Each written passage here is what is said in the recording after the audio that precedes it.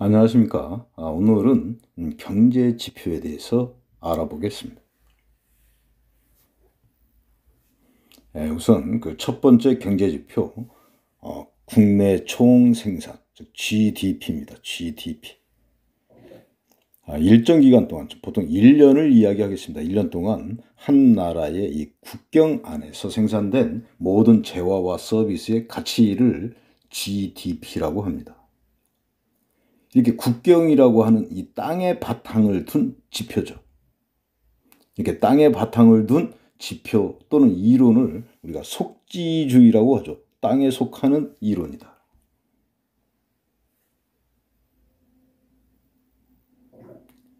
(1인당) GDP는 이 GDP를 인구수로 나눈 값이 되겠죠. 자, 두 번째 경제지표, 국민 총생산, 즉 GNP입니다. GNP. 역시 1년 동안 한 나라의 국민에 의해서 생산된 재화와 서비스의 가치입니다. 이 국민이라고 하는 이 사람의 바탕을 둔 지표입니다. 이러한 지표 또는 이론을 속인주의, 사람에 속하는 이론이다. 이런 얘기가 되겠습니다. 세 번째, 국민 총소득, GNI입니다. 한 나라의 국민이 국내 또는 해외에서 벌어들인 그러한 소득이 되겠습니다. GNI, 1인당 GNI, 1인당 국민소득 들어보셨죠? 그래서 국민들의 생활 수준을 알아보기 위해서 일반적으로 사용되는 지표가 1인당 GNI입니다.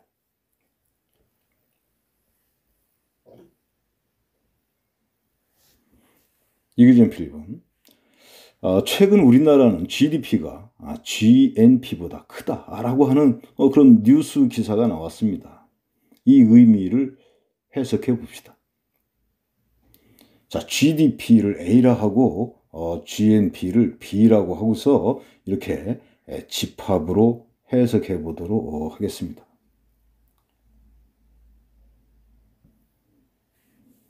그래서 이 교집합,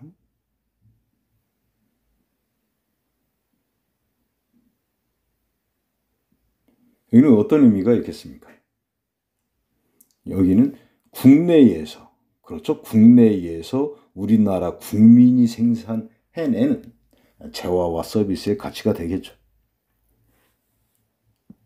왼쪽 빗금 부분, 여기는 국내죠. 국내에서 국민은 속하지 않는군요. 그럼 누굽니까? 그렇죠. 외국인. 국내에서 외국인이 생산해내는 재화와 서비스의 가치죠.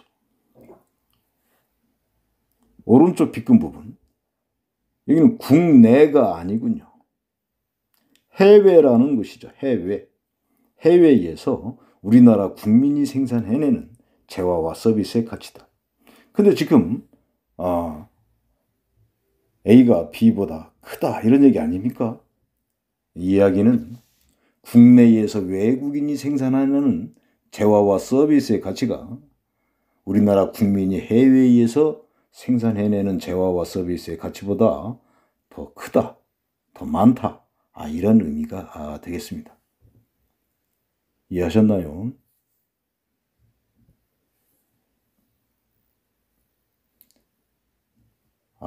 프로그램 시범 한번 여러분들이 잘 생각하시면서 한번 풀어보기 바랍니다.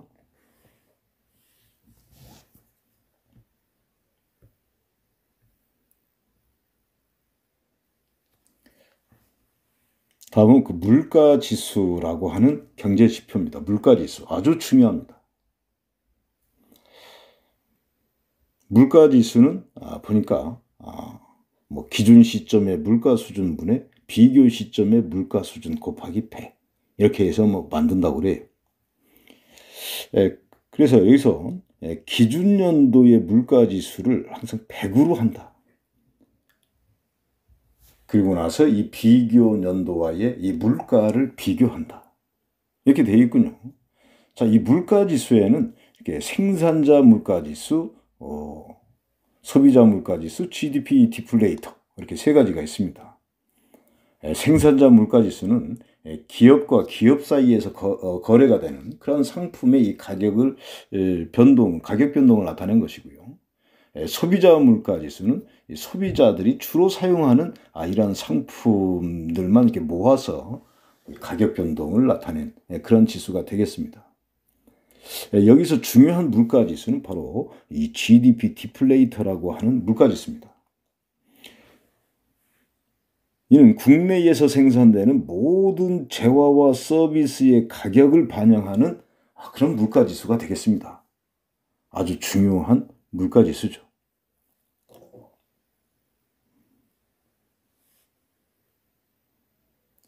여러분들이 경제수학뿐만 아니라 경제 시간에도 물가지수에 대한 문제는 항상 이 GDP 디플레이터에 대한 문제입니다. 꼭 알아두시기 바랍니다. 자, 한번 볼까요? 물가의 상승과 하락은 특정한 이 기준 시점과 비교하여 판단한다 이렇게 되어 있죠. 그래서 기준 시점의 물가지수는 항상 100으로 한다 그랬습니다. 예를 들어서 그 2015년과 2020년의 물가를 한번 비교해 봐야 되겠다. 그럼 2015년이 기준연도가 됩니다. 그래서 2015년인 이 기준연도의 물가지수는 항상 이렇게 100으로 이렇게 본다 이런 얘기입니다. 100으로 보고서 2020년도에 이 물가지수를 구해봐야 되겠죠. 계산해 봤더니 뭐 115.7 이렇게 나왔다. 그럼 100보다 얼마 커요? 15.7이 크죠. 여기는 2020년도는 2015년에 비해서 15.7% 물가 상승이 이루어졌다. 비교년도, 기준연도를 중심으로 해서 판단한다. 이해되셨죠? 자, GDP 디플레이터 한번 더 알아보겠습니다. 물가지수죠. 아주 중요한 물가지수입니다. 이거는 그 실질 GDP 분의 명목 GDP 곱하기 100 이렇게 해서 계산한다. 그러니까 실질 GDP와 명목 GDP가 만약에 똑같다면은 GDP 디플레이터는 100이 되는 것이죠. 자, 여기서도 보니까 이 명목 GDP, 실질 GDP라는 용어가 나오죠. GDP에도 명목과 실질 이렇게 구분돼서 이렇게 이해를 해야 되는구나. GDP를. 그래서 명목 GDP는 그 당해년도의 이 총 생산물, 즉 재화와 서비스가 되겠습니다. 이 총 생산물의 이 가치를 이 당해년도의 가격으로 계산한 GDP를 말합니다. 반면에 이 실질 GDP는 이 당해년도의 이 총 생산물을 기준연도의 가격으로 계산한 GDP가 실질 GDP입니다. 그래서 이 경제학에서는 이 명목과 이 실질이라는 말이 자주 등장합니다. 그래서 경제 지표를 이해할 때 여러분들이 항상 이 명목과 이 실질이 있다. 이걸 구분해서 이해할 수 있어야 돼요. 한번 간단히 예를 들어가면서 설명하도록 하겠습니다. 예를 들어서 임금이 10% 올랐다. 기분 좋죠. 그러나 만약에 물가도 10% 상승했다. 물가도. 아니 임금이 10% 상승했는데 물가도 10% 상승했다면 실제로 우리가 물건을 살 수 있는 그런 구매력에는 어떤 변화가 없는 것이죠. 그럼 재미가 없죠. 이렇게 되면. 그래서 우리가 매달 받게 되는 이 임금, 그 임금을 명목임금이라고 합니다. 매달 받는 이 임금을. 그러나 이 실제 구매력으로 나타낸 임금을 실질임금이라고 그래요. 옛날 어른들이 이런 표현을 많이 씁니다. 이 임금이면 쌀을 10가마를 살 수 있었다. 옛날에. 그런데 지금은 이렇게 세월이 흐른 상태에서 임금이 많이 올랐는데 쌀을 지금은 7가마밖에 살 수가 없다. 이렇게 임금은 상승했지만, 즉 명목 임금은 상승했지만 이 쌀을 구매력으로 판단한 나의 그 실질 임금은 오히려 하락했다는 것이죠. 이렇게 실질 임금을 쌀로 이렇게 이해할 수 있다. 쌀의 구매력으로 이해할 수 있는 것이죠. 이런 현상은 많이 있습니다. 우리가 은행에 금리 3%인 상품에 예금을 했습니다. 금리 3%, 괜찮은데? 그러나 만약에 그 해 물가가 2% 상승했어요. 물가가. 그렇다면 물가 상승률 2%를 제외한 1%가 실제 금리가 됩니다. 그래서 위에 있는 3%는 명목금리가 되는 거고요. 물가 상승률을 제외한 금리가 실질 금리가 되는 거예요. 우리는 앞으로 이 환율을 또 배우게 됩니다. 이 환율에도 명목 환율이 있고, 우리가 흔히 은행에 가서 환전할 때 사용하는 그 환율이 명목 환율이에요. 물가지수와 연계한 그 환율이 실질 환율입니다. 이렇게 물가지수에 대한 이해가 이렇게 중요합니다. 이를 바탕으로 명목과 실질이라고 하는 경제지표가 있는 겁니다. 경제 성장률을 보겠습니다. 이 경제 성장률이라는 이 지표를 보면 어떻게 되어 있습니까? 전년도 실질 GDP분의 금년도 실질 GDP 마이너스 전년도 실질 GDP. 분자를 보니까 어때요? 이 분자. 바로 실질 GDP의 증가량이죠. 증가량. 그거를 전년도 실질 GDP로 나누어서 곱하기 100. 이것이 바로 경제 성장률이다. 즉 실질 GDP 증가율이 경제 성장률이다. 이해되시나요? 증가율, 성장률, 상승률 같은 개념으로 이해하시면 되겠습니다. 한 국가 안에서 그 실제 재화와 서비스의 생산이 증가해야 실질 GDP가 증가합니다. 왜냐하면 생산량 곱하기 가격이 이게 바로 GDP죠. 근데 만약에 경기가 좋지 않아서 작년에 비해서 올해 생산이 증가하지 않았는데 이 재화와 서비스의 가격만 상승한다면 명목 GDP가 증가하게 되는 것이죠. 명목 GDP가. 이러면 GDP가 뻥튀기 된다 이런 얘기입니다. 뻥튀기. 그래서 그 한 나라의 이 국력은 실질 GDP로 평가한다. 경제 성장률도 실질 GDP로 계산하는 겁니다. 이해되시겠죠? 문제를 풀어보겠습니다. 자, 이그젬플 2번. 자, 표는 이 귤만 생산하는 그러한 나라에 대한 데이터가 나와 있네요. 그런 나라는 없겠지만, 자, 기준 연도는 2013년이고 물가 수준은 GDP 디플레이터를 이용한다 이렇게 되어 있습니다. 자, 이랬을 때 이 표를 보고서 이 GDP 디플레이터, 즉 물가지수로 이렇게 이해하시면 되겠습니다. 물가지수를 구해보고 물가 상승률, 또 명목 GDP, 실질 GDP, 또 경제 성장률, 이러한 문제를 한번 풀어봐라 이랬습니다.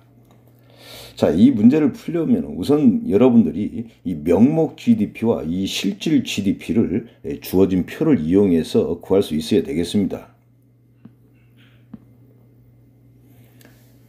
지금 이 세 개는 이 표로 이렇게 주어져 있는데 여러분들이 이 명목 GDP와 실질 GDP를 구할 수 있어야 돼요.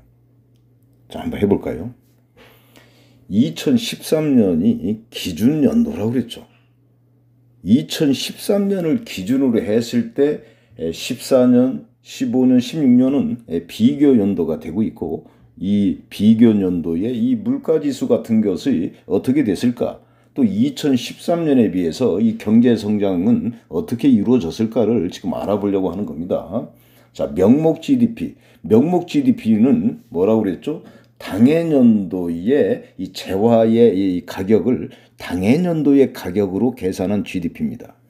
2013년도부터 해보겠습니다. 이때 귤 가격은 100이고 생산량은 80이기 때문에 이 나라에서 1년간 생산한 총 재화의 값어치는 100 곱하기 80, 이래서 8천이 되고 있죠. 2013년이 기준연도이기 때문에 이때 실질 GDP도 똑같이 8천으로 그냥 놓으면 되겠습니다. 이렇게. 이때 GDP 디플레이터는 어떻게 될까요? GDP 디플레이터는 이 명목 GDP를 실질 GDP로 이렇게 8천으로 나누면 1이죠. 1.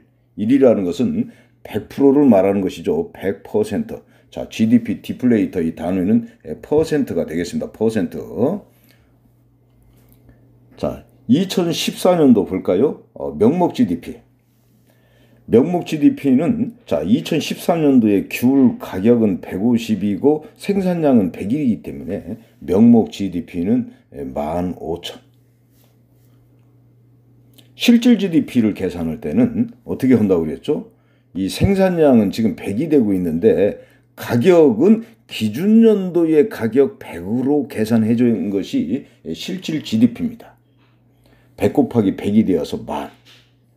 그러니까 이때 GDP 디플레이터는 15,000을 이 실질 GDP로 나눈 값이 되겠죠. 150이 되고 있네요. 2015년도도 한번 해볼까요?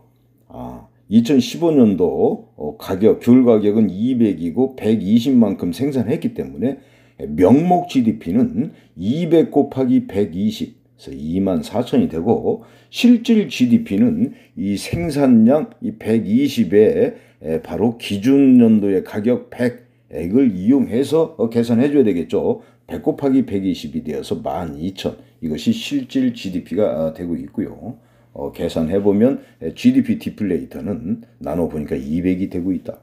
자, 2016년도에 귤 가격은 240이고 100만큼 생산했기 때문에 명목 GDP는 24,000이 되고 있죠. 실질 GDP는 2013년도에 귤 가격 100으로 계산해줘야 된다 이거죠. 생산량은 100이 되고 있기 때문에 곱하기 하면 10,000. 따라서 24,000을 10,000으로 나누니까 이때 GDP 디플레이터는 240. 이해되셨죠? 자, 물가 상승률도 구해볼까요? 물가 상승률. 자, 이 나라는 지금 귤만 생산하고 있기 때문에 귤 값으로 물가 생산율을 구해도 되겠습니다. 귤 값으로. 2014년도에 물가 상승률을 한번 구해볼까요? 2014년. 귤 가격이 어떻게 됐습니까? 100에서 150으로 바뀌었죠? 몇 프로 상승했죠? 50%죠? 50%. 50% 상승했다. 100분의 어떻게 됩니까? 상승량 100분의 50이 되어서 50%. 일반적으로 우리는 이 GDP 디플레이터라고 하는 이 물가지수로 그냥 물가 상승률을 계산해 주면 되겠습니다. GDP 디플레이터가 100에서 150으로 바뀌었죠. 몇 프로 상승했습니까? 50% 상승했다. 그래서 물가 상승률은 50%. 이해되시죠? 자, 그 다음에는 경제 성장률을 한번 계산해 볼까요? 경제 성장률이라고 하는 것은 실질 GDP의 증가율이 경제 성장률이라고 그랬죠. 그래서 경제 성장률을 계산하기 위해서는 여러분들이 실질 GDP를 이용하시면 되겠습니다.